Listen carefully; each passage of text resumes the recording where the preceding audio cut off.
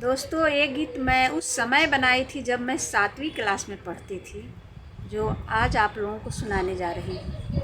भइल बेटी के जन्म, बाप के फूटी गेल करम।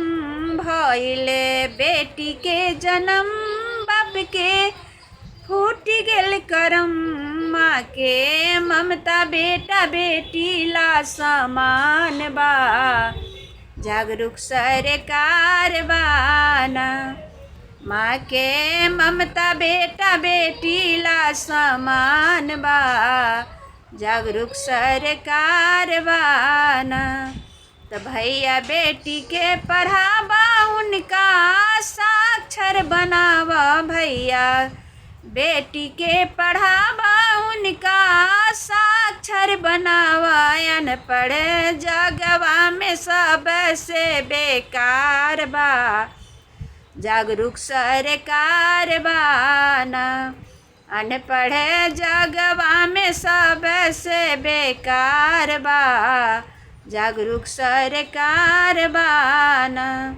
तो बेटी के बाबूजी कहतानी, काहे बेटी के पढ़ाई उ काम के ना खिलाई। काहे बेटी के पढ़ाई उ काम के ना खिलाई। बेटा बेटी में अंतर हजार बा। जागरूक सरकार बाना। बेटा बेटी में अंतर हजार बा। जागरूक सरकार बाना।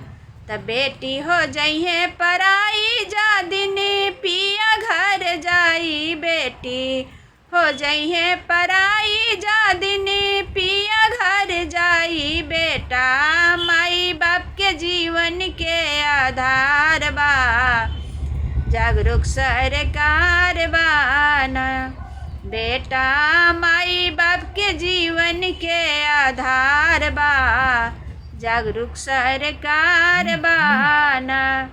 तो लाखों रुपया दियाइल भइल बेटी के विदाई। लाखों रुपया दियाइल भइल बेटी के विदाई। तैयो बेटी के न ससुरा में दुलार बा। जागरूक सरकार बाना। तैयो बेटी के न ससुरा में दुलार बा। जागरूक सरकार बाना।